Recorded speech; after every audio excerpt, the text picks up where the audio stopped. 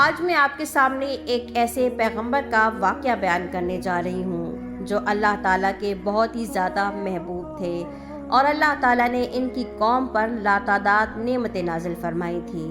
ان نعمتوں کے باوجود اس قوم نے اللہ تعالیٰ کی نافرمانی کی۔ یہ ایک ایسا واقعہ ہے جو ہمارے ایمان کو تازہ کر دے۔ ویڈیو شروع کرنے سے پہلے آپ سب سے ریکویسٹ ہے کہ میرے چینل کو سبسکرائب کر لیجئے تاکہ اس طرح کی اسلامک ہسٹری، اسلامک ویڈیوز جب بھی اپلوڈ کی جائیں آپ سب بہن بھائیوں تک پہنچ جائیں۔ چلیے آئیے اللہ رب العزت کے بابرکت نام سے اپنی اس ویڈیو کا آغاز کرتے ہیں۔ زمانہ جاہلیت میں ایک ایسا بادشاہ تھا جس کا لقب فرعون تھا اور اللہ تعالیٰ نے اس کو لاتعداد نعمتوں سے نوازا تھا۔ بعض مفسرین یہ کہتے ہیں کہ 2 سال تک اس کو کسی بیماری نے بھی نہیں چھوا تھا، مطلب اس کو نزلہ، زکام یا کھانسی ایسا کچھ بھی نہیں ہوا۔ اور انسان کی فطرت ہے جب اس کے پاس زیادہ دولت، پاور یا طاقت آ جاتی ہے اور بیماری بھی اسے نہیں چھوتی تو اپنے آپ وہ متکبر ہو جاتا ہے۔ یہ انسان اپنی طاقت کے نشے میں اتنا ڈوب گیا کہ اس نے خدائی کا دعویٰ کرنا شروع کر دیا اور لوگوں سے کہنے لگا کہ مجھے سجدہ کرو کیونکہ میں تمہارا خدا ہوں۔ جب اس کی جاہلیت اور ظلم حد سے بڑھ گئی تو اللہ تعالیٰ نے اس کے پاس حضرت موسیٰ علیہ السلام کو بھیجا۔ حضرت موسیٰ علیہ السلام وہ پیغمبر ہیں جو فرعون کے گھر میں پلے بڑے تھے۔ حضرت موسیٰ علیہ السلام کے بچپن کا واقعہ بہت ہی طویل ہے جو میں آپ سے پہلے بیان کر چکی ہوں۔ اس کا لنک میں ڈسکرپشن میں دے دوں گی، آپ جا کے وہ ویڈیو واچ کیجیے گا تاکہ آپ کو یہ کہانی مکمل طریقے سے سمجھ میں آ جائے۔ خیر بات ذرا یہاں سے شروع کرتے ہیں کہ جب موسیٰ علیہ السلام نے اس کو حق کی دعوت دی تو فرعون کا رد عمل کیسا تھا۔ حضرت موسیٰ علیہ السلام نے فرمایا کہ میں اللہ کا پیغمبر ہوں اور میں تمہیں حق کی دعوت دیتا ہوں۔ فرعون کہنے لگا کہ اگر واقعی ہی تم اللہ تعالیٰ کے بھیجے ہوئے پیغمبر ہو تو ہمیں کوئی ایک نشانی دکھاؤ۔ فرعون کی بات سن کر حضرت موسیٰ علیہ السلام نے اپنا عصا زمین پر ڈالا تو وہ ایک بہت بڑا اژدھا بن گیا۔ جب اژدھے نے اپنا منہ کھولا تو فرعون کی جانب لپکا۔ فرعون دوڑ کر تخت کے پیچھے چھپ گیا اور پھر حضرت موسیٰ علیہ السلام سے التجائیں کرنے لگا کہ اسے روکیں۔ حضرت موسیٰ علیہ السلام نے اژدھے کو پکڑا تو وہ دوبارہ عصا بن گیا۔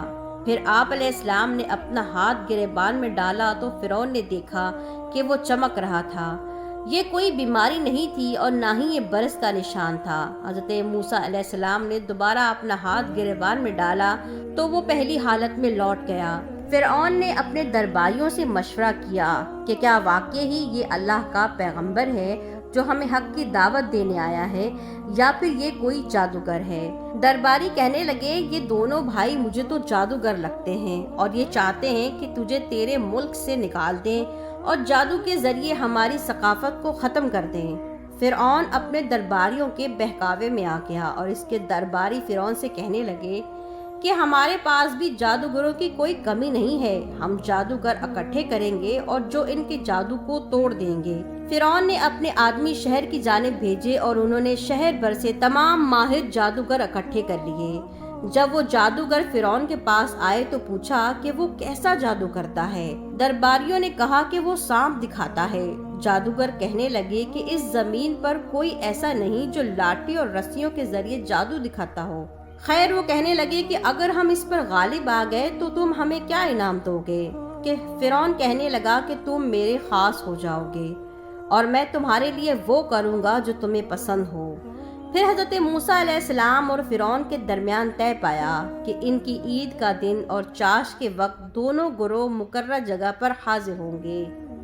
اس کے بارے میں حدیث میں آتا ہے، سعد بن جبیر رحمۃ اللہ علیہ فرماتے ہیں کہ حضرت عبداللہ بن عباس رضی اللہ تعالیٰ عنہما نے مجھ سے فرمایا کہ اس دن اللہ تعالیٰ نے حضرت موسیٰ علیہ السلام کو ان جادوگر اور فرعون پر سبقت دی اور وہ 10ویں محرم کا دن تھا۔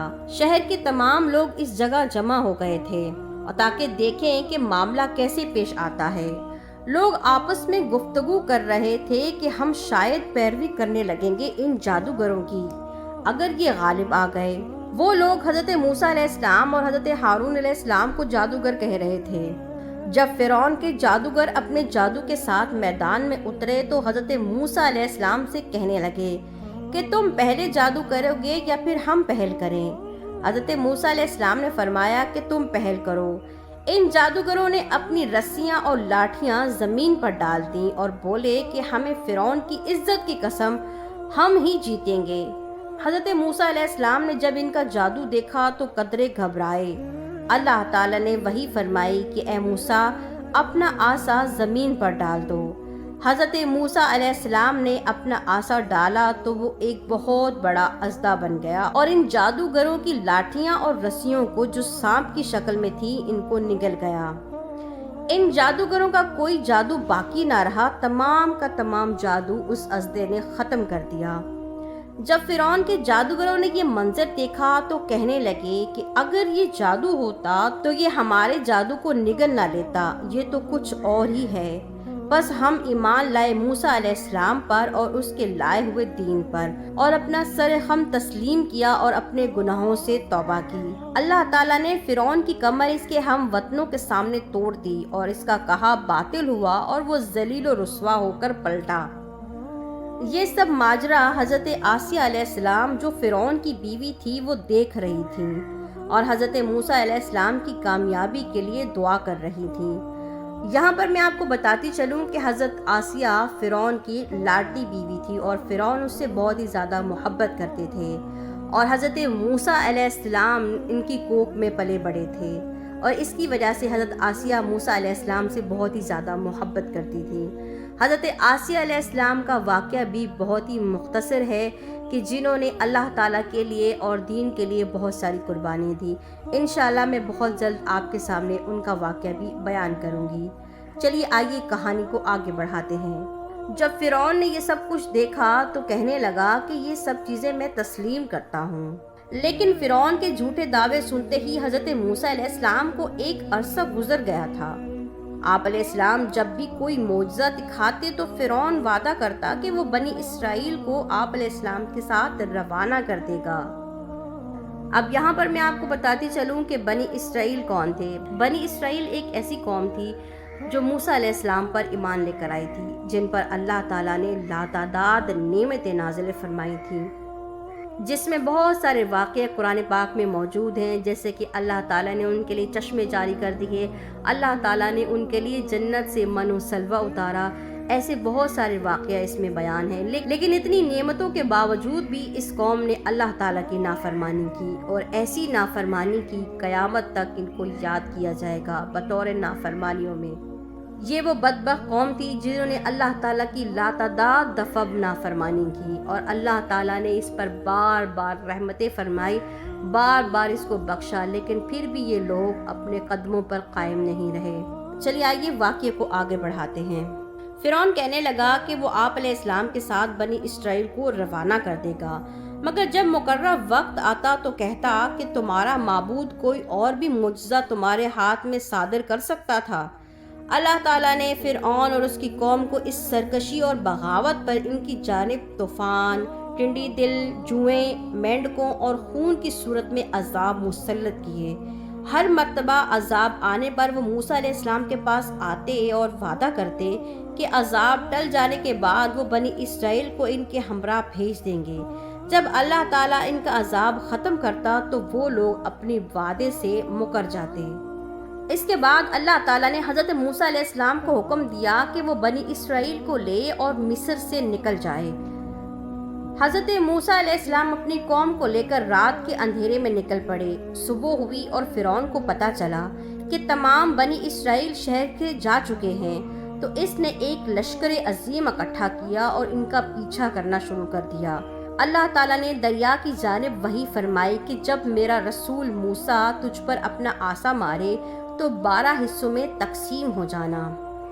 اس دریا کے بارے میں اللہ تعالیٰ نے جو قرآن پاک میں فرمایا ہے وہ سچ اور حق ہے، اور اس کے بارے میں آج کے دور میں سائنسدانوں نے بھی تحقیق کی ہے، اور ان سائنسدانوں کو اس دریا کے اندر 7 راستے نظر آئے ہیں، اور ان میں سے کئی سارے سائنسدان جو غیر مسلمان تھے ان معجزات کو دیکھ کر آج کے دور میں بھی مسلمان ہو گئے۔ سبحان اللہ، کیونکہ ہم مسلمانوں کا یقین ہے کہ پروردگار عالم نے جو کچھ بھی قرآن پاک میں نازل فرمایا وہ سب کچھ سچ ہے اور حق ہے۔ الحمدللہ۔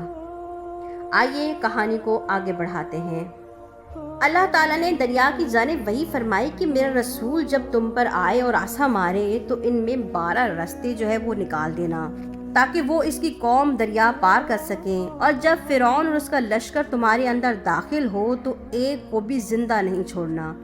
حضرت موسیٰ علیہ السلام دریا پر عصا مارنا بھول گئے، چنانچہ جب وہ دریا پر پہنچے تو دریا پہلے سے ہی پھیلا ہوا تھا کہ ابھی اللہ تعالیٰ کے رسول عصا ماریں گے اور کہیں وہ غفلت میں اللہ تعالیٰ کی نافرمانی نہ کر بیٹھیں۔ جب دونوں لشکر آمنے سامنے ہوئے تو حضرت موسیٰ علیہ السلام کو خطرہ ہوا کہ کہیں ہم پکڑے نہ جائیں۔ بنی اسرائیل نے حضرت موسیٰ علیہ السلام سے کہا کہ اللہ تعالیٰ نے آپ علیہ السلام کو حکم دیا تھا وہ کیجئے، وہ جھوٹ نہیں فرماتا اور نہ ہی آپ علیہ السلام جھوٹ فرماتے ہیں۔ حضرت موسیٰ علیہ السلام نے فرمایا کہ میرے رب نے وعدہ کیا تھا کہ جب تم دریا پر پہنچو گے تو یہ 12 حصوں میں تقسیم ہو جائے گا اور تم خیریت اور عافیت کے ساتھ دریا کو پار کر جاؤ گے۔ پھر آپ علیہ السلام کو یاد آیا کہ دریا پر عصا مارنا ہے، چنانچہ آپ علیہ السلام نے دریا پر عصا مارا اور ان میں سے 12 چشمے تقسیم ہو گئے، اور یوں اللہ تعالیٰ نے اپنا وعدہ پورا کر لیا۔ حضرت موسیٰ علیہ السلام جب بنی اسرائیل کے ہمراہ دریا پر گر گئے تو آپ علیہ السلام نے دریا پر اپنا عصا مارا اور اللہ تعالیٰ کے حکم سے دوبارہ دریا برابر ہو گیا۔ فرعون اور اس کا لشکر اس دوران دریا میں اتر چکے تھے۔ دریا برابر ہوا اور فرعون اور اس کا لشکر وہیں غرق ہو گیا اور وہ لوگ ہلاک ہو گئے۔ بنی اسرائیل نے حضرت موسیٰ علیہ السلام سے کہا فرعون کہیں غرق ہونے سے بچ نہ گیا ہو، ہمیں اس کی ہلاکت کا یقین نہیں ہے۔ حضرت موسیٰ علیہ السلام نے اللہ تعالیٰ کی بارگاہ میں دعا کی اور اللہ تعالیٰ نے فرعون کے مردہ جسم کو دریا سے باہر نکال دیا۔ بنی اسرائیل نے جب فرعون کا جسم دیکھا تو انہیں ان کی ہلاکت کا یقین ہو گیا۔